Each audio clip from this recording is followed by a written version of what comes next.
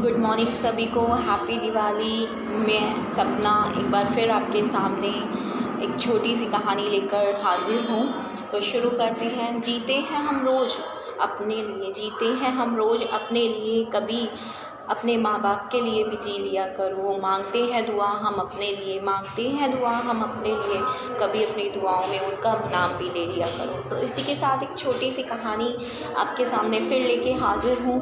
तो शुरू करते हैं। एक बार की बात होती है, एक पुजारी होता है और उसका एक बेटा होता है।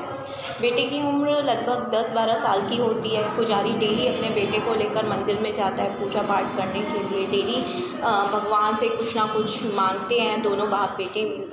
एक दिन क्या होता है कि बेटा पापा के साथ आने से मना कर देता है। तो पुजारी पूछता है कि बेटा जाने का मन क्यों नहीं है। तो बेटे को डर लगता है कि कहीं पापा डांट ना दे, इसीलिए बेटा एक बहाना लगाता है कि पापा आज मेरी तबीयत ठीक नहीं है, मैं आपके साथ आज नहीं जा सकता।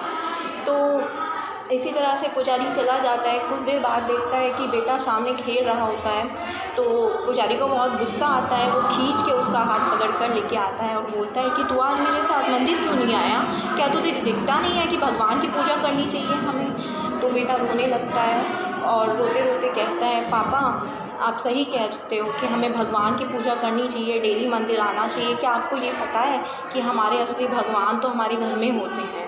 तो पुजारी कहते हैं तू पागल समझता है मुझे, मैं इतना बड़ा हो गया कि मुझे पता नहीं है भगवान कौन है और किसे पूजा जाना चाहिए। तो बेटा मुस्कुरा के जवाब देता है कि पापा सबसे बड़े भगवान तो हमारे वो होते हैं जिन्होंने हमें जन्म दिया है। तो दादी का आज मन था कि सुबह सुबह मैं उनको घुमा के लाऊं, उनको एक आइसक्रीम खिला के लाऊं। तो मैंने दादी को बोला कि ठीक है दादी चलो, मैं आज आपके साथ चलूँगा। मुझे डर था कहीं आप मुझे डांट ना दे, इसीलिए मैं दादी को बाहर लेके आया।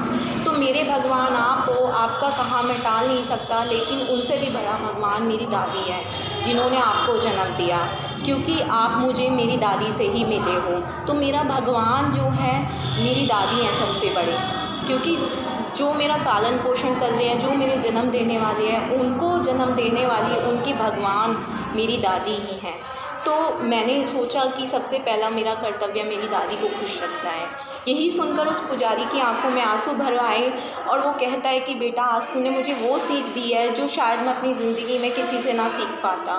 हमारा सबसे बड़ा धर्म है अपने माँ बाप की सेवा करना। हमारा सबसे बड़ा भगवान हमारे पिता और माता होते हैं। हमारा कर्तव्य है उनकी सेवा करना, लेकिन हम ये भूल जाते हैं ज़िंदगी की भाग दौड़ में, दूसरों की देखा देखी हम ये भूल जाते हैं कि असल में हमारे माता पिता हमारे सबसे बड़े भगवान होते हैं। पहले हमें उन्हें खुश रखना चाहिए, पहले हमें उनकी देखभाल करनी चाहिए, तभी हम अपने भगवान परमात्मा को खुश रख पाएंगे।